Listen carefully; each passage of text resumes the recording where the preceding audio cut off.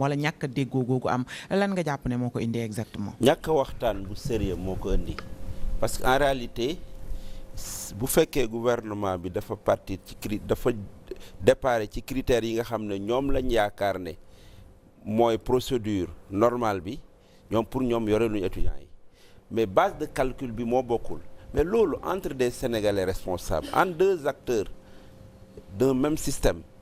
bu waxtaan bu sérieux amee dinañ trouver solution mooy wax ne loolu boo ko calculer matul sax 300 millions te état bi mi ngi dépensé ay milliards yu bari ci domaine yoo xam ne véritablement même différentiel bi buñ demoon ba am point d'achoppement war nañ ko mën a fay effacer ardoise bi repartir sur de nouvelles bases. Pour man y a pas un débat sincère mënu moo wax ne étudiants yi ñoo raison ñoo tort mais nañu toog. mais débat boobu moo amul parce que boo gisee autorité ni ñuy waxee le ministre l'a dit pendant même la crise cette réforme pas passée par A ou B kilifa du waxee noonu boo nekkee dans une situation de tension mën nga am sa argumentaire même nga xam nooy waxee kii Mohamed wax na ko léegi sur les libertés malheureusement c'est crise université bi moo waral ñu jàpp seen ñaari collaborateur mais li ci doy waar mooy tu as l'impression qu'il y a 2 poids 2 mesures parce que de l'autre côté am na beneen activiste xawma bu féete Pastef wax na lu mel noonu wax ne y a même des étudiants des leaders politiques qui ont rencontré des étudiants en Gambie te kooku dara fekku ko ci exactement tey jii nii le jeune Abdou Nguer ak Modou Fall ñu jàpp leen tëj leen ci kaso bi dem am na koo xam ne dañ ko doon wër parce que dafa wax lu mel ni xeme daa saaga président rek le président de la République la première institution de ce pays mais nag nee nañ dafa am këyitu ku xelam neexul waaw moom ma ci xaw a jaaxal këyitu xelam neexul te muy dawal oto am permis moom mën a jël avion dem seetaani Coupe d'Afrique c'est le constat de loolu la ñu wax de donc mu mel ni wax dëgg yàlla côté boobu dafa am 2 poids 2 mesures mu mel ni justice bi li nga xam ne moom lañ yaakaaroon na noonu lay doxee am na lu bëri li mu sooxe ma koy ñaawlu nag parce que comme ni ko Elimane waxee régime bi ak combat yi jeunesse bi mën a ak ñoom pour changer li fi nekkoon ak engagement yi ñu jëloon vraiment bu ñu ñëwee ba am taxawaay bi ñu am par rapport à la liberté d'opinion ça me pose véritablement problème dafa mel ni Sénégal képp koo xam ne waxuloo lu neex gouvernement bi rek am na lu lay menacer te loolu yorul réew donc encore une fois pour la question des étudiants il faut qu'ils acceptent de négocier avec les étudiants il faut qu'ils acceptent de faire des sacrifices il faut qu'ils acceptent de payer ce qu'ils doivent aux étudiants en définitive c'est de ça qu'il s'agit surtout tant que defuñu ko il y a des étudiants il y a des collègues qui l'ont dit les étudiants ne perdent jamais un truc du ma ko waxee noonu mais un gouvernement responsable ne doit même pas mener un combat avec ses étudiants pays yu ñu wër dootoo dégg ay problème ay ab Côte d'Ivoire doo ko dégg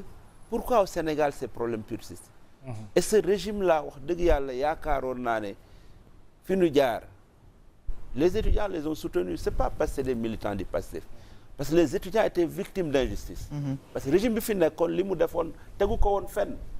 tëj université pendant des mois pour des raisons politiciennes loolu kenn mënu ko expliquer mais loolu dafa taxoon étudiants yépp à 80% ñoom ils ont voté contre le régime mais dañu wàcc seen famille ñi jóge à l'intérieur du pays wax ak seeni waajur influencer vote bi loolu moo indi changement bi alors balaa ñu dem publicité rapidement rek ñu ñëw nag ci question wu dëj dëpp gi Elimane en tout cas dañu fii campagne woon ñoom l'actuel régime que ne lu jëm ci wàllu homosexualité dañ koy criminaliser ça moom mi ngi sur la toile et sur les vidéos ci biir réseaux sociaux yi mais tey avec l'avènement des borom ñaari tur yi gis nga la question soulevée waat nañu ko alors on demande ce nouveau régime de criminaliser mais on nous sert durcissement de peine alors le premier ministre l'a expliqué encore une fois à l'Assemblée nationale am na kàddu yu mu ci yëkkati alors li mu annoncé ak li Sénégalais yi doon xaar yàlla ak yàlli la cette question là cette actualité autour des homosexuels naka nga ko jàngate et surtout li tax sénégalais yi gën a am ci naxar mooy cette transmission volontaire quand même du VIH sida jafe-jafe la ci sénégalais yi. waaw ñaari problème la yu ànd foofu. waaw te ñaar yëpp a garaaw c'est-à-dire transmission VIH bi effectivement ça devient un problème de santé publique boo xam ne ni ci suñu ay loi fu mu toll loolu justice def si war a dem ba mu mat sëkk ku ko def justice xam na ni kii da nga ko def ci tayeef war nañ la teg ay daan. parce que yaa ngi détruire société maanaam yaa ngi jël feebar nga koy lawal ci société. mais bu gën a garaaw balaa loolu ñëw sax mooy mbiru homosexualité en tant que projet de société lu ñu maanu ci nit ku la nekk yow sa dund yàq moom loo ci def yow la sama woon new ci tout à fait. mais boo ko jëlee def projet de société nga ne man lii laa gëm ne société bi ci àdduna yëpp nii la war a mel te fépp foo xam ne ni société am na ñoo xam ne dañ koy bañ dinaa fexe ba forcer leen mu dugg foofu loolu nag jihaad la parce que bu dee jullit lañu xam nañu loolu lu garaaw a garaaw li nga xam ne dem na ba tax suñu boroom daal di jël askan lëmb daal di leen labal ndax bon gi mu bon loolu benn askan mënul nangu mu dugg sa biir man ni wax ak yow fi ma daal liggéey looloo tax ma jóge fa quand même. ah oui bien sûr xam ngeen sama problème bi fa amoon boo xam ne ni média yëpp wax nañ ko on se rappelle oui tout à en fait 2019 oui. parce que dama ne man du ma taxaw foo xam ne gis naa ne ñu ngi fay bëgg a jaarale lii ma koy seetaan mënu lekk sama yoon newul ci la ma fay am ak lu ñu ma fay sama yoon nekku ci et pourtant souvent dañ leen di sànni xeer naan wuy société civile bi dañu koy défendre parce que la cay am ca suuf yooyu xaw ma de xëy na am na ñu koy def lii weddi na ko en tout cas pour yow non man moom man dañ maa bàyyiwul sax ba tey ñu ngi may topp parce que am na lu bëri ñu ma waxee xañ ci àdduna depuis war si jot mais yàlla moo may jàppale nag may yëg li xaw absolument nit ñi ne ma diw yow kat sa mbir mi sotti na de man ko waaw lii koy sotti na maa ngi mu ne déedéet dafal naa gaa ngi sa gannaaw effectivement da ngay dem ba am loo xam ne li ci sa wàllu liggéey nga gañe ko moom ko gaa yi jaar ci suuf ne kii du ko jot parce que kii daf ñu xeex donc ñoom ñu ñuy xeex kon ñun aussi foog ñu xeex leen absolument dégg nga